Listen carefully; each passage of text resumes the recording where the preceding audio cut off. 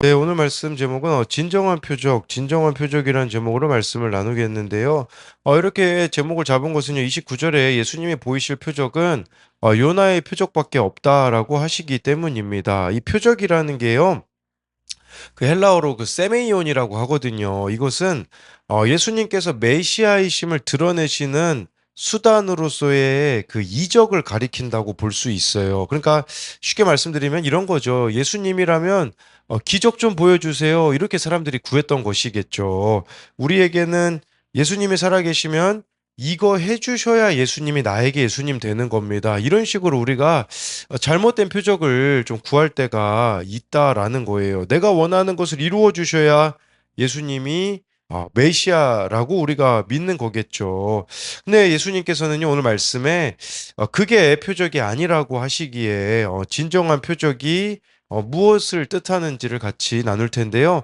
첫 번째로요, 진정한 표적은 말씀을 듣고 회개하는 것입니다. 27, 28절인데요. 이 말씀을 하실 때 무리 중에서 한 여자가 음성을 높여 이르되 당신을 뵌 태와 당신을 먹인 젖이 복이 있나이다 하니 예수께서 이르시되 오히려 하나님의 말씀을 듣고 지키는 자가 복이 있느니라 하시니라. 27절에요. 이 예수님에 대하여서 한 여자가 음성을 높여서 예수님을 뵌 태, 예수님을 먹인 젖이 복이 있다라는 것은 지금 네, 마리아가 복이 있다고 하였습니다. 이 여자가 예수님에 대해서 이렇게 높인 것은 쉽지 않은 일이었습니다. 물론 그 점에서는 참으로 귀하다고 할 수 있겠죠. 그러나 이 여자의 말이 자칫 잘못되어지게 되면 마리아를 높이게 될 위험성이 있습니다. 그래서 여러분 그 카톨릭에서는요, 마리아를 뭐 성모 마리아라고도 말하고요. 또 마리아의 그 무죄 잉태설을 주장하기도 합니다. 마리아가 죄가 없었다. 아니죠. 마리아 똑같습니다. 우리와 같은 인간이었죠. 마리아는 숭배의 대상이 아닙니다. 그런 오류에 빠질 수 있기 때문에 예수님께서 28절에 이것에 대하여 뭐라고 말씀하시냐? 바로 마리아가 복이 있는 게 아니라 마리아처럼 말씀을 듣고 지키는 자가 복이 있다라고 말씀해 주고 있어요. 마리아를 높일 게 아니라는 거죠. 예, 마리아는 말씀을 듣고 순종하였으니 복이 있는 것이겠죠. 그럼 우리 또한 이 복 있는 자가 될 수 있다라는 말이 아니겠습니까? 예, 마리아는 약혼한 상태에서 예수님을 임신하게 되었으니 얼마나 곤란하였겠습니까? 자칫 잘못하면요. 음란한 여인으로 찍히고 돌에 맞아 죽을지도 모르는 상황이었는데 누가복음 1장 38절에서는 주의 여종이오니 말씀대로 내게 이루어지리이다. 이게 복된 것이라고 볼 수 있는 것이에요. 즉 마리아는요. 말씀을 듣고 순종하는 삶을 살았는데 그게 바로 복된 인생이라는 거죠. 여러분 그런데요. 이 말씀을 듣고 순종하는 것은 순종하는 삶은 현실에서의 고난이라는 동전의 양면과 같습니다. 저와 여러분들이 말씀대로 듣고 순종하면요.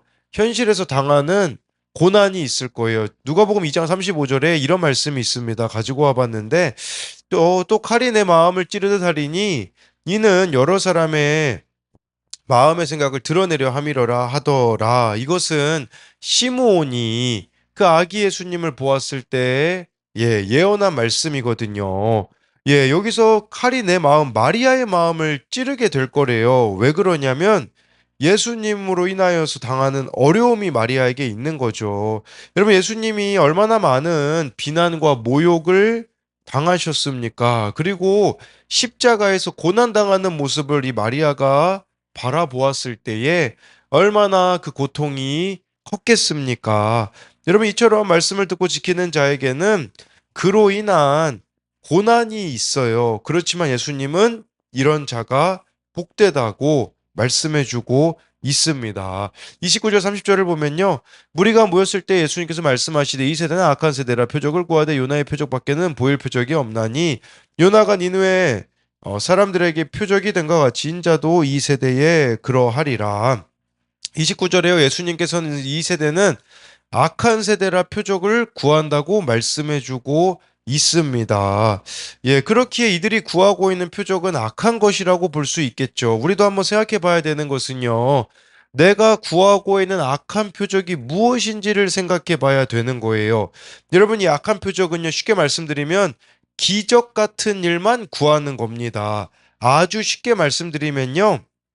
나는 변하지 않을 테니 내가 변해라. 이런 식인 거죠. 나는 변하지 않고 상대방이 변하는 기적 같은 일들만 구하는 게 바로 악한 표적이라고 볼 수 있어요. 제가 그러했었거든요.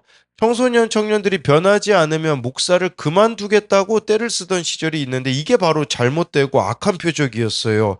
왜 제가 그렇게 떼를 썼겠습니까? 저에게는 문제가 없다고 생각했기 때문이죠.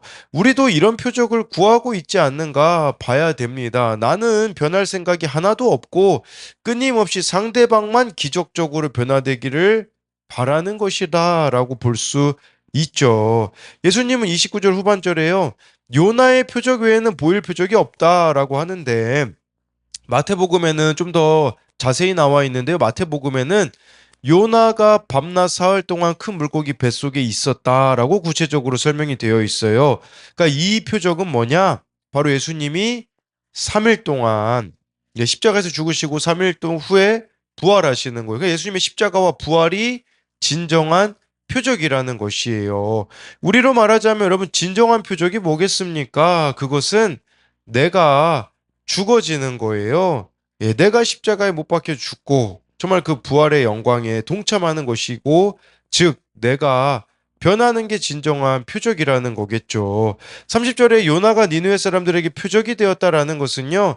니느웨 사람들이 요나가 전한 하나님의 말씀을 듣고 회개한 것을 가리키는 거거든요. 마찬가지로 진정한 표적은요. 저와 여러분들이 날마다 말씀을 듣고 내가 회개하는 겁니다. 예, 그렇게 내가 회개함으로써 구원을 위해 수치를 잘 당하며 자신을 희생하는 것이 진정한 표적이라고 할 수가 있죠. 31절 32절에요. 또 예수님께서 말씀하시는데 심판 때에 남방 여왕이 일어나 이 세대 사람을 정죄하리니 이는 그가 솔로몬의 지혜로운 말을 들으려고 땅 끝에서 왔음이거니와 솔로몬보다 더 큰 이가 여기 있으며 심판 때에 니느웨 사람들이 일어나 이 세대 사람을 정죄하리니 이는 그들이 요나의 전도를 듣고 회개하였음이거니와 요나보다 더 큰 이가 여기 있느니라. 예수님은요, 솔로몬을 찾아왔던 남방 여왕에 대해서 말씀하세요. 이 여왕은 스바 여왕으로, 그러니까 에티오피아 여왕이었거든요. 에티오피아가요, 그 당시 사람들은 땅끝이라고 생각을 했거든요.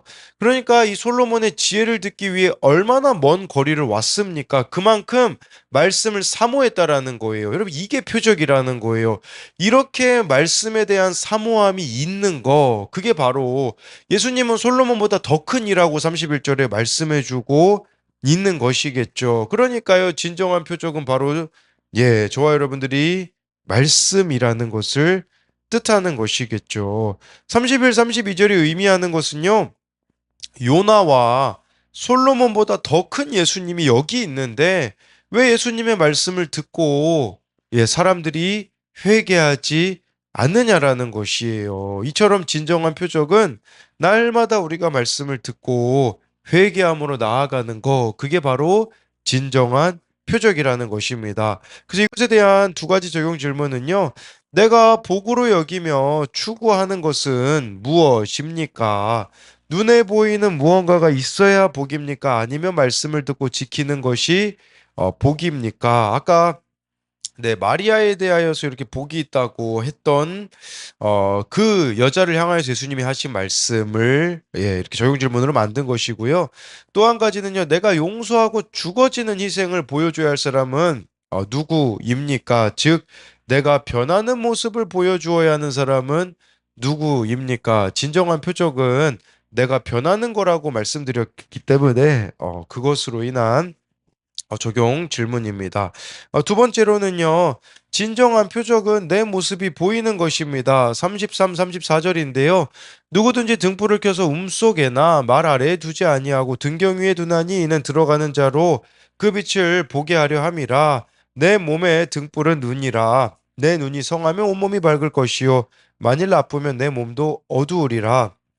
예수님께서는 등불을 말씀하세요. 여러분, 이 등불은 속에나 말 아래에 숨기지 않습니다. 등경 위에 둡니다. 이것이 의미하는 바는 나는 공개적으로 말씀을 전했다 그 뜻이에요.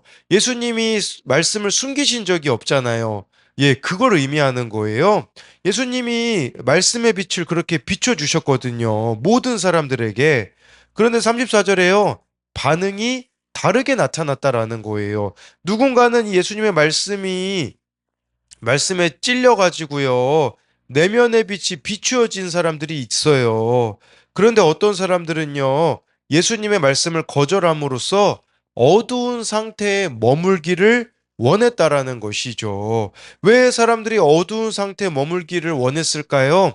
요한복음 3장 19절에 이런 말씀이 있어요. 가지고 와봤는데, 그 정죄는 이것이니 곧 빛이 세상에 왔을 때 사람들이 자기 행위가 악함으로 빛보다 어두움을 더 사랑한 것이니라. 사람들이요, 자기 행위가 악했기 때문에 빛보다 어두움을 선택해서 예수님의 말씀을 거절했다라는 겁니다. 여러분, 죄인이 아닌 사람은 없습니다. 모두가 다 죄인이에요. 그런데 어두운 상태에 머물고 싶어 하는 인간은 자신의 추한 모습이 드러나는 것을 볼 용기가 없습니다. 자신의 비열한 정체를 폭로하기를 원치 않습니다. 왜 그러냐? 빛보다 어두움을 더 사랑하기 때문에, 더 쉽게 말씀드리면요, 자기를 더 사랑하기 때문이에요. 자기 사랑에 빠져 있기 때문이라는 것이에요. 여러분, 세상에서 가장 악한 사람이 어떤 사람일까요? 우리는 세상에서 가장 악한 사람이라고 하면 죄의 크기로 결정할지 모릅니다. 끔찍한 범죄를 저지른 사람이 가장 악한 사람이라고 우리는 생각할지 모르나, 여러분, 성경에서 말하는 세상에서 가장 악한 사람은 바로 자기 자신을 볼 줄 모르는 사람입니다. 그래서 착한 사람이 악한 사람이다라는 말이 있거든요. 이건 세상적으로는 말이 안 돼요. 근데 성경적으로는요, 왜 착한 사람이 가장 악한 사람일까요? 자기가 스스로 착하다라고 생각하는 사람은요, 자기 모습이 안 보이기 때문이거든요. 마찬가지로 여러분, 자기 고정관념, 자기 고집, 자기가 살아온 방식에 가려져서 자기 자신을 보지 못하는 사람이 바로 악한 사람이라고 할 수가 있는 것이죠. 35, 36절을 보면요. 그러므로 내 속에 있는 빛이 어둡지 아니한가 보라. 내 온몸이 밝아 조금도 어두운 데가 없으면 등불의 빛이 너를 비출 때와 같이 온전히 밝으리라 하시니라. 35절에 예수님은요, 우리의 마음의 빛을 점검해야 된다고 말씀해 주고 있어요. 즉, 나 자신을 말씀의 빛에 비추어 보라는 것이에요. 말씀으로 나를 비춘다라는 것은요, 내 속에 있는 죄, 어둠, 부족함이 드러나야 된다라는 것이에요. 예, 어제 그 우리 그 말씀 나눔 시간을 저와 제 아내와 어느 집사님이 이렇게 가주었는데요. 그런 이야기를 하시더라고요. 이 큐티 하는 것도 있잖아요. 귀로만 들을 때는 그냥 좋은 말씀이구나. 요 정도로 예, 생각이 든다고 하더라고요. 그런데 일일이 이것을 다 적어가면서 할 때 보여지는 내 모습이 있다라고 하시더라고요. 예, 여러분 이처럼 말씀이 들린다라는 것은 내 속에 있는 죄, 어둠, 부족함이 드러나는 것이에요. 그런 자들이 36절에 보면요. 몸이 빛을 소유하고 어두운 데가 없어서 온전히 밝을 것이라고 하는데 이게 무슨 말이냐면 영적으로 건강한 사람이라는 뜻입니다. 영적으로 건강한 사람은요. 말씀의 빛 가운데 걸어가고 여러분 나의 이런 죄와 연약함과 수치를 드러내는 사람은 그것을 통해서요. 다른 사람들을 예수님께로 인도하게 된다라는 것입니다. 그래서 이 말씀의 등불로 비춰본다라는 거 묵상간증에 이렇게 나오더라고요. 마지막 부분에요. 가지고 와봤는데 믿지 않는 자들에게 보일 최고의 표적은 매주 여전한 방식으로 예배드리는 모습임을 기억하겠습니다. 저의 영혼이 어두워지지 않도록 매일 말씀의 등불로 제 마음을 비추며 가겠습니다. 저와 여러분들이 이 세상에 보여줄 최고의 표적은 이처럼 여전한 방식으로 살아가는 겁니다. 여전한 방식으로 예배하고 여전한 방식으로 말씀 묵상을 하여서 내 안에 있는 어두운 것들을 드러내며 가는 것입니다. 제가 지난 주일에 어느 목사님의 설교를 들었는데요. 그 목사님이 그런 이야기를 하시더라고요. 사모님이요, 그 목사님에게 오전에 그 설교 때 자신의 이야기가 쏙 빠졌다고 하시면서 자신의 죄를 이야기하라고 하셔서 저녁 예배 때 자신의 죄를 이 목사님이 이야기하시더라고요. 근데 그 목사님이 이야기하셨던 자신의 죄가 무엇이냐면 혼자 있는 것을 좋아하는 거라고 하시더라고요. 여러분, 혼자 있는 거 좋아하는 게 이게 세상적으로 뭐가 죄겠습니까? 근데 그 목사님이 그런 이야기를 하시더라고요. 자신이 함께 하고 싶지 않는 사람이 있을 때 주로 혼자 있는다고 그렇게 이야기를 하더라고요. 그게 자신이 정한 틀이라고 그 틀을 깨야 된다라고 이야기를 하시더라고요. 마찬가지로 여러분, 우리가 여전한 방식으로 이렇게 말씀 묵상을 하며 내 어두운 것들을 드러내며 갈 때에 어떤 일이 벌어지겠습니까? 동일한 어두움 가운데 있는 사람들을 우리는 이해하게 되어질 겁니다. 사랑하게 되어질 것입니다. 그렇기 때문에 그들이 나를 통하여서 예수님께 돌아오게 되어지는 그 역사들이 저와 여러분들 가운데 일어나기를 소망합니다. 이것에 대한 두 가지 적용 질문은요. 내 마음을 어둡게 하는 죄를 매일 말씀으로 비추어 봅니까? 그리고 그 죄를 숨깁니까? 하나님 앞에 고백합니까?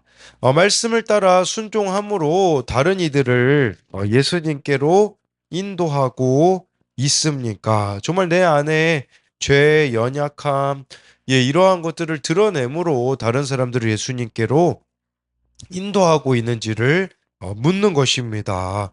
기도하겠습니다. 살아계신 하나님, 오늘 말씀에 마리아가 복된 게 아니라 마리아가 정말 하나님 말씀을 듣고 지키는 자가 된 것이 복이라고 하십니다. 마찬가지로 우리도 마리아처럼 주의 여종이오니 주의 남종이오니 주의 말씀이 이루어지리이다 라고 말하면서 순종해 갈 수 있는 우리들이 되게 하여 주옵소서. 또한 예수님이 우리들이 자꾸 악한 표적을 구하고 있다고 말씀하십니다. 그 악한 표적은 나는 문제가 없어, 나는 변하지 않을 거야, 내가 기도할 때 저 사람이 변할 거야 라는 식으로 내가 변하기 싫어하는 것이 악한 표적이라고 하는데, 정말 요나가 물고기 뱃속에서 3일 동안 있었던 것처럼 내가 십자가에서 죽어지는 거, 그게 바로 진정한 표적이라고 말씀하기에 내가 변하는 그 표적을 보이게 되기 원합니다. 뿐만 아니라 남방 여왕이 정말 말씀을 사모해서 솔로몬을 찾아온 것처럼 우리에게도 이렇게 말씀을 사모함이 있기 원합니다.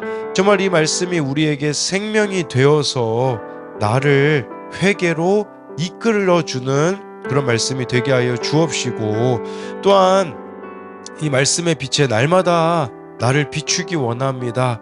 내 안에 있는 어둠들, 죄들, 연약함들을 정말 말씀을 통해 발견하고 정말 그것들에 대하여서 회개하며 나아갈 때에 동일한 죄와 어둠들과 연약함 가운데 있는 자들을 체휼해 줄 수 있는 우리들이 되어서 그들이 나를 통하여서 예수님께 돌아오는 생명의 역사가 이루어지게 하여 주실 것을 믿으며 살아계신 예수님 이름으로 기도드립니다. 아멘.